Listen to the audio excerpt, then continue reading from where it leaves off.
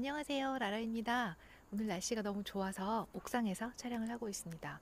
너무 오랜만에 돌아와서 죄송합니다. 여름 내내 몰아치는 일정을 소화를 하느라 소진된 체력을 회복하고 이제 돌아왔습니다. 기다리신 분들 계셨다면 죄송합니다. 앞으로 별일이 없는 한 매주 따박따박 업로드를 하도록 노력하겠습니다.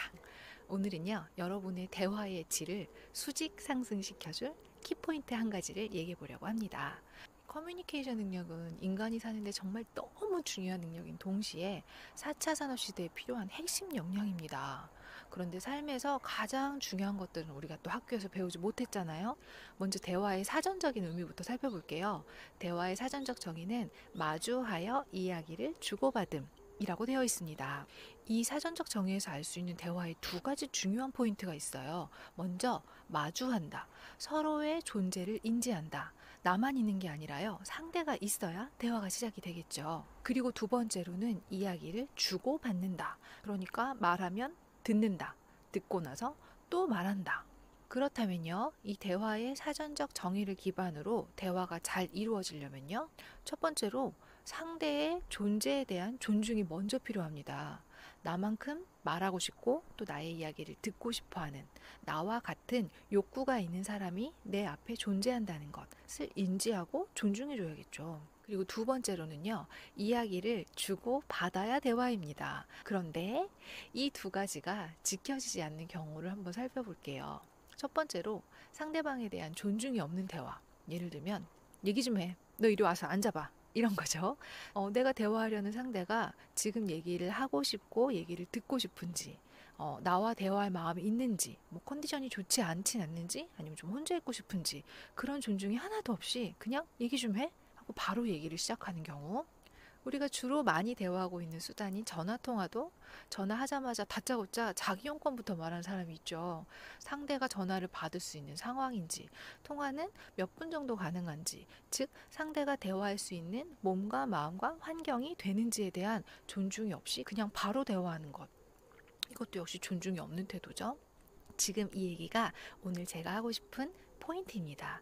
우리는 대화하면 말을 하는 것에 초점이 맞춰져 있는데요. 대화가 제대로 되려면 먼저 들어야 합니다. 대화를 시작하기 전에 상대의 상황을, 상대의 말을, 또 상대의 욕구를 먼저 들어야 합니다.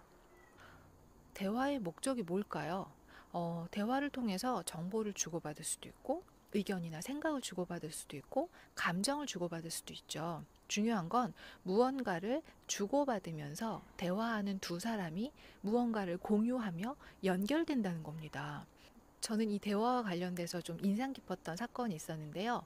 몇 년 전에 어떤 그룹의 사람들을 만난 적이 있었어요. 그런데 그 그룹에 있는 사람들은 공통적으로 저와 대화할 때 중간중간 아주 자주 침묵을 했어요. 제가 한 말들을 듣고 그 말에 대해서 잠시 음미하면서 자신 안에서 어떤 느낌, 어떤 생각이 일어나는지를 잘 관찰한 후에 다시 말을 이어갔어요.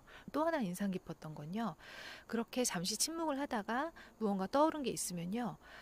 지금 제가 이 얘기를 듣고 전달하고 싶은 정보가 생각이 났는데 얘기해도 될까요? 라고 저에게 항상 물어봤습니다. 그때 그 경험들이 저를 정말 깨워냈어요. 너무나 존중받는 느낌, 그리고 정말로 깊이 연결된 느낌이 있었거든요.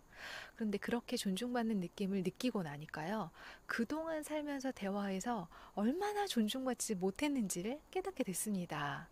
그래서 그 이후 저도 대화할 때는 항상 먼저 물어보고 먼저 들으려고 노력하고 있어요. 집에서도 남편과 수시로 대화를 많이 하는데요. 매번 대화할 때마다 지금 얘기해도 돼? 지금 들어줄 수 있어? 라고 서로 물어보고 대화를 시작합니다. 또 얘기하던 중간이더라도 그만두고 싶으면 지금은 대화를 그만하고 싶어 라고 표현하고 있고요. 우리는 대부분 말하고 싶은 욕구가 훨씬 더 강해요. 그런데 내 욕구가 너무 강하면 타인의 욕구를 볼 수 있는 여유가 없고요. 타인의 욕구를 볼 수 없으니까 타인의 욕구를 존중할 수도 없는 상태가 됩니다. 그래서 저는 대화를 내 욕구와 상대의 욕구가 함께 추는 춤이라고 정의하고 싶어요. 오늘의 이야기를 정리해 보겠습니다. 대화가 잘 되는 건요, 정말 삶의 질이 달라지는 정말 중요한 일입니다. 우리 소통이 안 돼서 얼마나 힘들어합니까? 이해받지 못해서, 이해할 수 없어서, 또 오해가 생겨서 얼마나 답답하고 속상할 때가 많습니까? 그래서 진정한 대화를 하기 위해서는 오늘 이것 하나를 꼭 기억하셨으면 좋겠습니다. 일단 대화를 말하는 게 아니라 듣기부터 시작합시다. 저는 이 대화하는 상대에 대한 존재에 대한 존중이 바로 이 먼저 듣기부터 출발한다고 생각합니다. 오늘 제 얘기가 도움이 되셨다면 좋아요를, 다음 이야기도 궁금하시다면 구독도 눌러주세요. 그리고 제 얘기를 들은 여러분의 이야기도 궁금합니다. 저는 유튜브를 통해서 여러분과 대화하고 싶습니다. 여러분의 이야기도 댓글로 나눠주세요. 오늘도 영상 봐주셔서 감사합니다. 저는 다음 영상에서 뵐게요.